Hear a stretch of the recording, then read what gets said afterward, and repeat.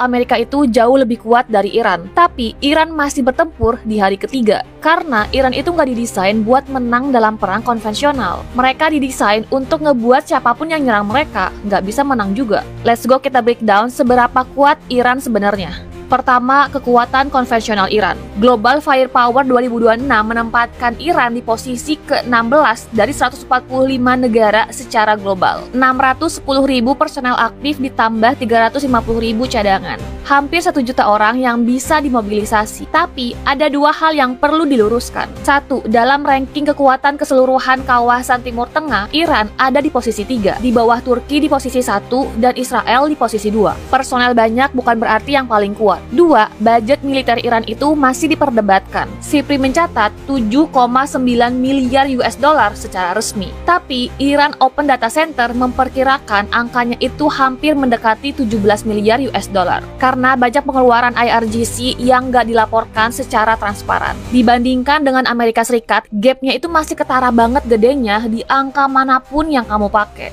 Dan kelemahan Iran yang nggak bisa disembunyikan, angkatan udara. Cuma sekitar 250 pesawat tempur yang bisa beroperasi. Sebagian besar malah udah tua akibat dari embargo senjata sejak puluhan tahun. Ini yang ngebikin Iran nggak bisa ngebalas serangan udara dari Israel dan Amerika secara konvensional. Tapi ini yang paling penting, Iran itu nggak pernah bermaksud buat menang secara konvensional. Kekuatan mereka ada di tempat lain. Arsenal rudal balistik. Sebelum 12 Day of War Juni tahun lalu, IISS memperkirakan Iran itu punya 2.500 sampai 3.000 unit. Setelah 12 Day of War, analisis memperkirakan berkurang 50%. Tapi ini angka estimasi ya guys, bukan angka resmi yang bisa diverifikasi secara independen. Yang terverifikasi, CNN mengonfirmasi bahwa Iran itu udah mulai proses rebuild dengan membeli sodium perklorat dari Cina, bahan baku utama propellen rudal padat. Dan ini juga penting, Al Jazeera mengonfirmasi dari analisis pertahanan, Iran udah mengubah doktrin militer sejak 12 Day of War, dari defensif jadi ofensif. Mereka lebih agresif dan lebih ada kemauan buat ngambil resiko, karena mereka itu merasa bahwa survivor rezim itu udah ada di garis batas. Iran War Update merangkumnya dengan lebih tepat. Kekuatan Iran itu nggak diukur dari apa yang bisa mereka hancurkan, tapi dari apa yang bisa mereka buat terlalu mahal secara politik dan ekonomi untuk dilanjutkan oleh Washington. Dan ini aset Iran yang paling powerful dan paling sering diabaikan dalam analisis mainstream.